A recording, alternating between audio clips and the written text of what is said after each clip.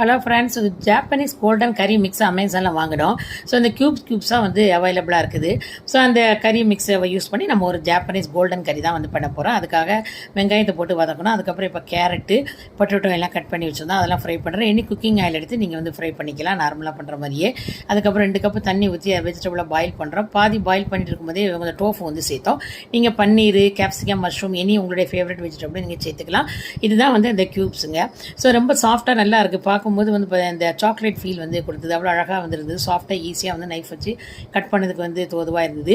So இதில் வந்து 2 பேருக்கு சமைக்கிறீங்கன்னா 2 கியூபு, உங்களுடைய வந்து ஸ்பைசி அளவு எவ்வளோ வேணும் அப்படின்னு நினைக்கிறீங்களோ அதுக்கேற்ற மாதிரி நம்பர் ஆஃப் கியூப்ஸ் வந்து எடுத்து யூஸ் பண்ணிக்கலாம். ஸோ ஓவரால் 2 செட்டு வந்து கியூபு வந்து அதில் வச்சுருக்காங்க ஒரு பாக்கெட்டில். ஸோ நாங்கள் 3 பேருக்கு சமைச்சோம். ஸோ 4 கியூப் வந்து போட்டோம். வெஜிடபிளெல்லாம் வந்து நல்லா குக் ஆகிட்டு இருக்கும்போது கடைசியாக அந்த கியூப் வந்து போட்டிங்கன்னா அது ஈஸியாக 2 நிமிஷத்துலேயே வந்து நல்ல கரைஞ்சிடுது அந்த ஹாட் வாட்டரில். நல்ல டேஸ்டியான அருமையான வந்து ஜாப்பனீஸ் கறி ரைஸு பிரெட்டு கூட வச்சு கூட சாப்பிடலாம்.